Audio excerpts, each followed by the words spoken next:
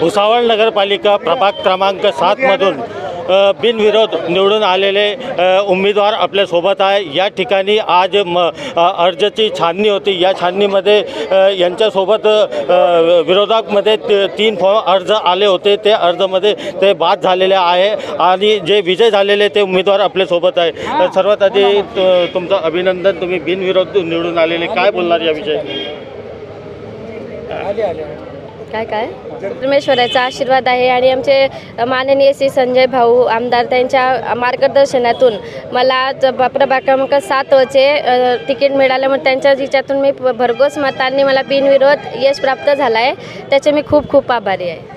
आपल्यासोबत त्यांचे मिस्टर आहे, आपण त्यांच्याकडून जाणून घेऊ। भाऊ, तुम्ही काय बोलणार? आज आपले सौभाग्यवती हे बिनविरोध निवडून आलेले आहे, काय बोलणार? भारतीय जनता पार्टीमध्ये तसं सर्व सार्वत्रिक निवडणुकांमध्ये 50% महिला आरक्षण आहे आणि त्या 50% महिला आरक्षणामध्ये पहिली जी सीट भारतीय जनता पार्टी पक्षाची बिनविरोध आली ती सुद्धा एका महिला शक्तीचीच आहे।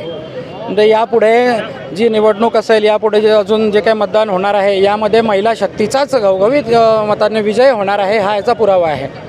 आपल्या विरोधामध्ये किती अर्ज आले होते?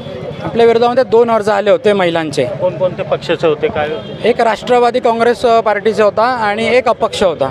त्यांच्यामध्ये त्रुटी काय निघाली? राष्ट्रवादी काँग्रेस पक्षाचा AB फॉर्म चुकीचा होता आणि अपक्ष जे उमेदवार होते त्यांनी प्रतिज्ञापत्र आणि खर्चाचा हिशोब तिथे दिलेला नव्हता आणि साईन त्याच्यावरती केलेली नव्हती। या 3 गोष्टींमुळे त्यांचा फॉर्म अवैध ठरला। आता आपले जे प्रभाग क्रमांकमध्ये 7 मध्ये जे राहिलेले कामे आहेत ते कसे पूर्ण?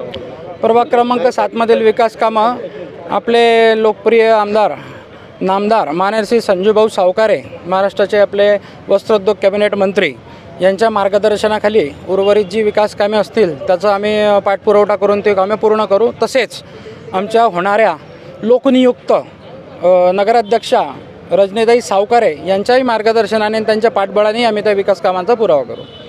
या ठिकाणी आपल्यासोबत जे आता नगराध्यक्षसाठी उभे असलेले आहे रजनी सावकारे, हे सुद्धा आपल्यासोबत आहे।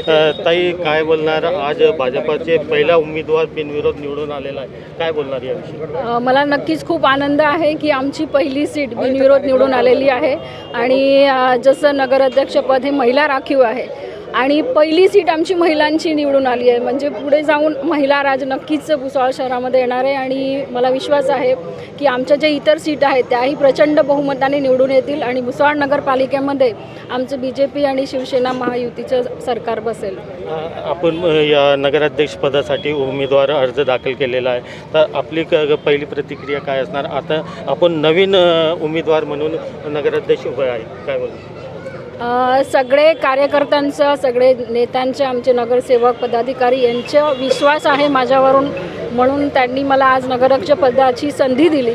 तर सर्वप्रथम तर तुमच्या सगळ्यांच्या माध्यमातून माझे सगळे पदाधिकारी, सगळे ज्येष्ठ नेते, त्यांचं मी मनापासून आभार व्यक्त करते आणि मी भुसावळकरांना तुमच्या माध्यमातून विनंती करेल की मला नगराध्यक्षपदाची संधी जर मिळाली तर नक्कीच येणाऱ्या पुढील काळामध्ये भुसावळ शहरामध्ये माझ्याकडनं प्रामाणिक असा प्रयत्न असेल भुसावळच्या सर्वांगीण विकासासाठी। हे होते आपल्यासोबत भाजपाचे विजय उमेदवार, आपण त्यांची प्रतिक्रिया जाणून घेतलेली आहे। इम्तियाज अहमद, न्यूज 18 लोकमत, भुसावळ।